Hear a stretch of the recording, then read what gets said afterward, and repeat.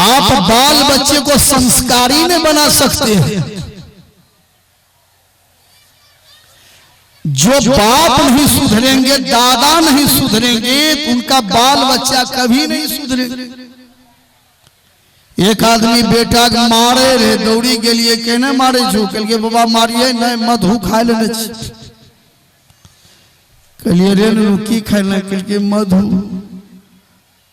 वो कहो कलिए एक दूध आप देखलिए एना करता कलिए तो की खाना जो कल के हमारा राजनिवास कलिए जब वो ही नहीं सुधर वो तोरा बेटा कपार सुधरता है। एक बूढ़ा आदमी पोता कल के बीड़ी लगैले और बीड़ी पोता गेले बीड़ी लगेने तियले, लेकिन आधा से बेसी बीड़ी पोता पीबी गई। कल के हला दादा बीड़ी दादा कल के देखे जो कनिए टाक छो बीड़ी पीबी गई की रहा कल के पी लिए तब की कल के तो कहे पीला पोता कल के नहीं पीती हूं रास्ता में भूत आ जाती पीने पीने ये हूं तो नहीं भूते लो दादा कल के पीन है रह तनीटा पीबी थे सो तो पार कर दल है। अब बोलिए मसाला बचलो तेरा पोता कल के पी हो न धुइयां निकले छे धुइयां निकले छे धुइयां निकले जब लोग दादा ने सुधर ले वो पोता कपार सुधरता विचार। जीवन में उन्नति चाहते हैं, प्रमोशन बढ़ाना चाहते हैं तो सत्संग में आइए। आप कहिएगा इसका कोई प्रमाण है? लो प्रमाण है इसका कोई? इसका प्रमाण रामचरितमानस बालकांड कि सत्संग में जाने से, राम कथा में जाने से प्रमोशन किसको बढ़ा है? भोला बाबा को।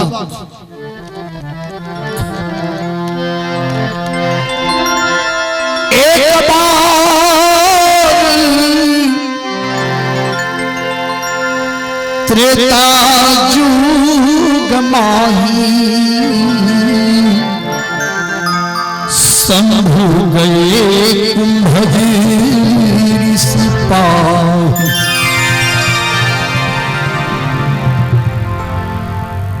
एक बार त्रेता युग में, त्रेता युग आप लोग 4 युग का नाम जरूर सुने, सतयुग, त्रेता, द्वापर, कलयुग। अच्छा युग में क्या अंतर है? अंतर आयु बड़ा छोटा है। एक सतयुग का आयु है 17,28,000 वर्ष, त्रेता युग का आयु है 12,96,000 वर्ष, द्वापर युग का आयु है 8,64,000 वर्ष, कलयुग का आयु है 4,32,000 वर्ष। आप कहिएगा मुजबानी बोले जुग कन्हे पढ़ लो छो, मुजबानी हम कैसे बोलेंगे?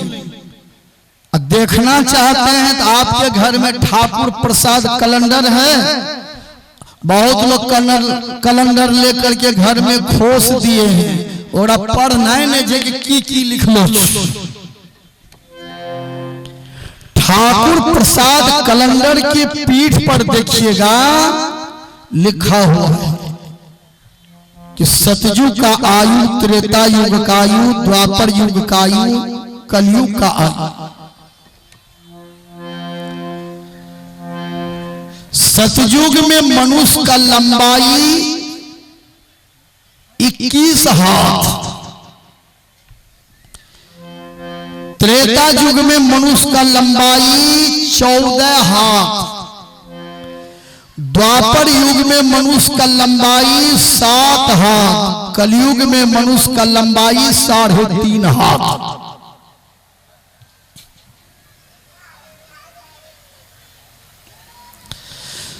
सतयुग में मनुष्य का आयु था 1,00,000 बरस। 1,00,000 वर्ष कलयुग में, सतयुग में मनुष्य का आयु था। क्यों? सतयुग में धर्म 4 चरण पर खड़े थे। सत, तप, दान, पवित्रता। सतयुग के लोग सत्य बोलते थे। सत्य बोलने में राजा हरिश्चंद्र काशी में बिक गए तो बिक गए, लेकिन सत्यवादी में नंबर यदि बढ़िया आता है तो राजा हरिश्चंद्र का। हरिश्चंद्र के पीढ़ी में एक राजा शिवी हुए, जो देवराज इंद्र और ब्रह्मा जी गए थे परीक्षा लेने के लिए। ब्रह्मा जी कबूतर बने थे, इंद्र बाज बने थे। कबूतर भाग करके शिवी की गोद में गिर पड़ा। बाज ने कहा, राजा शिवी से कबूतर दीजिए, वो मेरा भोजन है। शिवी ने कहा कि शरण में आए हुए को मैं कभी नहीं लौटाऊंगा। बाज ने कहा, कबूतर को रखिए, उसके बदले में मांस दे दीजिए। कहा, हाँ ले लो। बाज ने कहा, हम आपके शरीर का मांस लेंगे और जितना कबूतर का वजन मांस होगा उतना नाप कर। शिवी ने कहा, दे देंगे। बाज ने कहा, एक तराजू लाइए। तराजू को टांग दिया, एक पलड़ा पर कबूतर, एक पलड़ा पर राजा शिवी ने अपने शरीर के मांस काट काट करके दे दिए। सतयुग के लोग दयावान होते थे। एक कबूतर को बचाने में राजा शिवी ने अपने शरीर के मांस काट करके दे दिया। आज लोग अपने मांस को बढ़ाने के लिए दूसरे का मांस खा लेते हैं। अपने जमीन को बढ़ाने के लिए भाइयों का हक बेईमानी करते हैं, भाइयों तरफ टटिया धकिया देते हैं।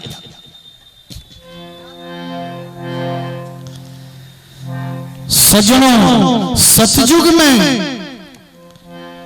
हरिश्चंद्र के ही पीढ़ी में दधीची मुनि हुए। उन्होंने अपने शरीर के हड्डी दान कर दिया। सतयुग के लोग सत्य बोलते थे और सत्य से बढ़कर के दूसरा धर्म क्या होगा? धर्म दूसर सत्य समाना, आगम निगम पुराण बखाना। सतयुग के लोग तप करते थे। सबसे बहुत बड़ा तप है अपनी इच्छा को कमजोर कर देना। सबसे बहुत बड़ा तप है मन को कंट्रोल कर लेना। सबसे बहुत बड़ा तप है शाकाहारी होना। सबसे बहुत बड़ा तप है उपकारी होना। सबसे बहुत बड़ा तप है परोपकारी होना। सबसे बहुत बड़ा तप है सदाचारी होना। सबसे बहुत बड़ा तप है परिश्रम की रोटी खाना। सबसे बहुत बड़ा तप है बाल बच्चे परिवार में मिल करके रहना। सबसे बहुत बड़ा तपस्या है बाल बच्चे को शिक्षित बनाना। सबसे बहुत बड़ा दान है यदि कोई कड़वा वचन भी आपको कह दे उसे क्षमा कर देना, उसे सहन कर लेना। ये बहुत बड़ा दान है।